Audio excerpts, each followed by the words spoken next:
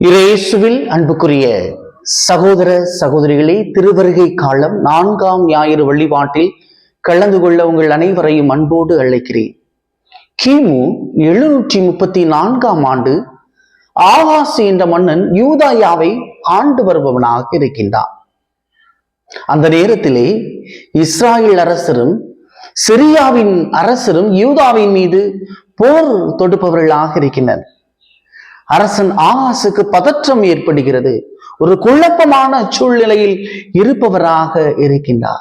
நிச்சயம் இறைவாக்கினர் எசையா உரைத்த அந்த வாக்குறுதிகள், இறை வார்த்தைகள் அவருக்கு ஒரு நம்பிக்கையை, ஆறுதலை கொடுத்திருக்க வேண்டும்.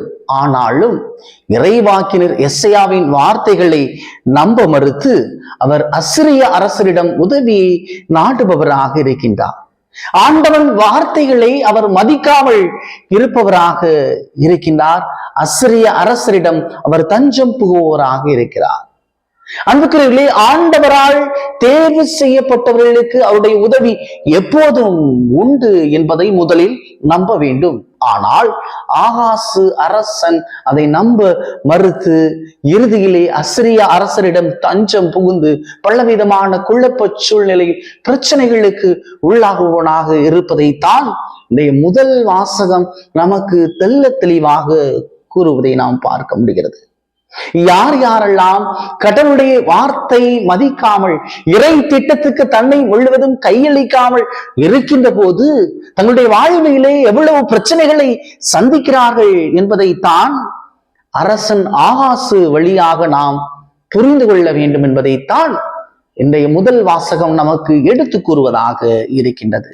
அப்படி என்றால் நம்முடைய வாழ்விலை நாம் இறை திட்டத்திற்கு செவி கொடுக்கின்ற போது, அல்லது நம்முடைய வாழ்விலை பிரச்சனைகள், குழப்பங்கள் வருகின்ற போது நாம் கடவுளுடைய கட்டளைக்கு செவி சாய்த்து அவருடைய செயல்களுக்கு நாம் கவனமுடன் ஈர்க்கப்பட்டு நம்முடைய கவனத்தை கடவுளுடைய பக்கம் திருப்புகின்ற போது நம்முடைய வாழ்விலை நமக்கு என்ன நடக்கும், என்ன நிகழும் என்பதைத்தான் இந்த நற்செய்தி வாசகத்தின் வழியாக, புனித யோசேப்பின் வழியாக நமக்கு தெள்ள தெளிவாக கூறப்படுகிறது. பிரியமானவர்களே, யோசேப்புக்கு என்ன குழப்பம் என்று பார்க்கின்ற போது, முதலிலே அன்னை மரியாவின் கற்பம். எப்படி ஒரு கன்னிப்பெண் கருத்தரிக்க முடியும் என்பது இரண்டாவது வகையான குழப்பம்.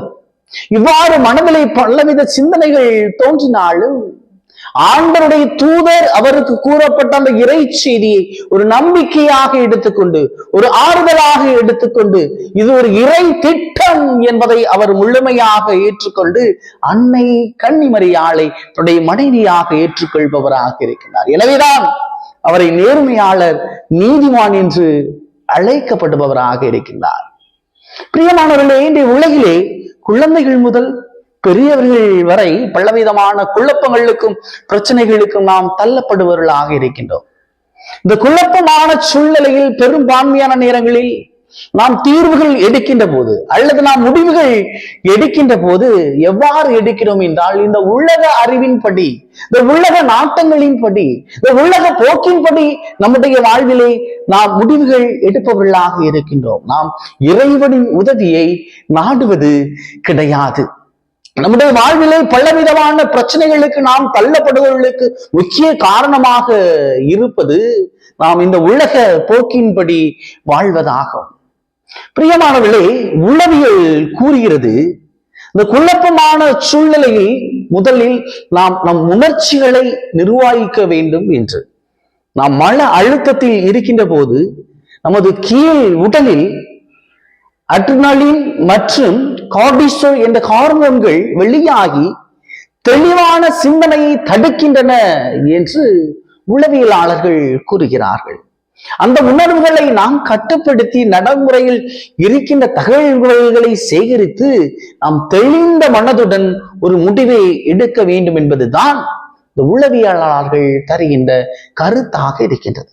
நம்முடைய வாழ்விலே பெரும்பான்மையான சூழலில் நாம் குழப்பமான நேரங்களில், அல்லது நாம் அதிகமாக கோபமாக இருக்கின்ற போது நாம் ஒரு மன அழுத்தத்துக்கு உள்ளாகப்படுகின்றோம். அந்த மன அழுத்தத்தில் இருக்கின்ற போது நம்முடைய உடலில் அந்த ஹார்மோன்கள் சுரக்கின்ற போது நம்முடைய தெளிவான சிந்தனையை அது தடுக்கின்றது.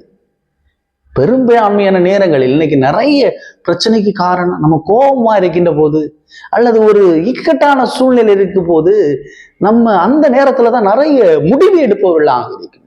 அது பல நேரங்களில் நமக்கு ஒரு பிரச்சனையை, ஒரு குழப்பத்தை உண்டு பண்ணுவதாக இருக்கின்றது. இப்படிப்பட்ட சூழ்நிலையில் தான் இன்றைய நற்செய்தியில் புனித யோசேப்பு கூறுவது போன்று நாம் இறைவனின் உதவியை நாட வேண்டும் என்பதை நமக்கு தெள்ள தெளிவாக கூறுகிறார். இறைவன் என்னோடு இருக்கிறார், என்னை வழி நடத்துகிறார். இம்மானுவேல் என்றால் கடவுள் நம்மோடு இருக்கிறார் என்ற மைய சிந்தனையை இந்த நற்செய்தி வாசகம் நமக்கு தெள்ள தெளிவாக வருகிறது. நம்முடைய வாழ்வில் எல்லா பிரச்சனையிலும், எல்லா குழப்பமான சூழ்நிலையும் இறைவன் நம்மோடு இருக்கிறார். நாம் பல நேரங்களில் அந்த இறை பிரசனத்தை நாம் உணர்ந்து கொள்வது கிடையாது. அல்லது என்னுடைய வாழ்விலே ஒரு பிரச்சனை வருகிறது என்றால் பல நேரங்களில் நாம் என்ன செய்கின்றோம் என்றால் நம்முடைய மனித சக்திகளால் அந்த பிரச்சனையில் விடுபட்டு விடலாம் என்று நாம் பல நேரங்களில் இந்த சிந்தனைகள் வழியாக நாம் முடிவுகளை எடுத்துக் கொண்டிருக்கிறோம். அது பிரச்சனைகளை மீறி, அளவுக்கு மீறி போவதாக இருக்கிறது. பிரியமானவர்களே, இந்த பிரச்சனைகள் நேரங்களிலே, குழப்பமான நேரங்களிலே நாம் கண்களை மூடி இறைவனின் உதவியை நாடுகின்ற போது இறைவன் நமக்கு அவருடைய நம்பிக்கையின் வார்த்தைகளின் வழியாக, ஆறுதலின் வார்த்தைகளின் வழியாக நம்மை வழி நடத்துபவராக இருக்கின்றார். இது இறைவனுடைய திட்டம். ஆண்டவரை, நீர் என்னோடு இருக்கிறீர், நீ நற்செய்தியில் நீ அழகாக கூறியிருக்கிறீர், இம்மானுவேல் என்றால் கடவுள் நம்மோடு இருக்கிறார் என்று, என்னோடு இருந்து வழி நடத்துபவராக இருக்கிறீர். அப்படி என்றால் என்னுடைய வாழ்விலே நான் என்ன செய்ய வேண்டும் இந்த குழப்பமான சூழ்நிலையில் என்பதை எனக்கு உணர்த்தும் என்று நம்மை முழுவதும் இறைவனிடம் கையளிக்க வேண்டும் என்பதைத்தான் இன்றைய முதல் வாசகத்தின் வழியாகவும் நற்செய்தி வாசகத்தின் வழியாகவும் நமக்கு உணர்த்துகின்ற செய்தியாக இருக்கின்றது. அந்த குழப்பமான சூழ்நிலையில் உலக போக்கின்படி அந்த ஆகாஸ் என்ற அரசன் முடிவை எடுக்கிறான். அவனுக்கு பிரச்சனை ஆகிவிடுகிறது. நற்செய்தியிலே புனித யோசேப்பு அவர் என்ன செய்கிறார்? இறைவனின் திட்டத்திற்கு தன்னை முழுவதும் கையளிப்பவராக இருக்கிறார். நம்முடைய வாழ்விலும் பிரச்சனையான சூழ்நிலையில், குழப்பமான சூழ்நிலையில் நாம் நம்மை முழுவதும் இறை திட்டம் என்று இறைவனுக்கு கையளிக்க வேண்டும். இறைவனுடைய உதவியை நாட வேண்டும். அவ்வாறு நாடுகின்ற போது நாமும் நேர்மையாளராக, நீதிமானாக, உண்மையான மனிதராக அந்த உலகிலே போற்றப்படுவோம். ஆமீன். அன்பு ஆண்டவரே, இந்த காலகட்டங்களிலே மனிதர்கள் எல்லாரும் நாங்கள் பல குழப்பமான சூழலுக்கு தள்ளப்படுபவர்களாக இருக்கிறோம். அந்த குழப்பமான சூழ்நிலையிலே மனித உணர்ச்சிகளை கட்டுப்படுத்த முடியாமல் ஆண்டவரே, நாங்கள் அந்த சூழலிலே பல முடிவுகளை எடுத்து எங்களுடைய வாழ்விலை தோல்விகளை சந்திப்பவர்களாக இருக்கின்றோம். ஆண்டவரே இயேசுவே, இந்த குழப்பமான சூழ்நிலையிலே எங்கள் ஒவ்வொருவரையும் பாதத்திலே, கரத்திலே ஒப்பு கொடுக்கிறோம். ஆண்டவரே, ஆண்டவரே, இன்று நாட்டிலே எவ்வளவு பிரச்சனைகள், சூழல்கள் உருவாகி கொண்டிருக்கிறது. இயேசுவே, உமக்கு எல்லாமே தெரியும். நீர் பிறக்க போகின்றீர். இந்த குழப்பமான சூழ்நிலையை நாங்கள் எவ்வாறு கையாள வேண்டும் என்று உடைய இறை தூதர்கள் வழியாக எங்களுக்கு கற்றுத்தாரும். ஆண்டவரே, எங்கள் உடனிருந்து வழி நடத்தும். எங்கள் குடும்பங்களை எல்லாம் உன் பாதத்திலே ஒப்பு கொடுக்கிறோம். ராஜா இயேசுவே, தொடர்ந்தும் ஆசீர்வாதத்தை நீ குடும்பங்கள் மீதும், நீ குழந்தைகள் மீதும், நீ தொழில் முயற்சிகளின் மீதும் ஆசீர்வதிக்க வேண்டும் என உம்மை கெஞ்சி மன்றாடுகிறோம். ஆமென்.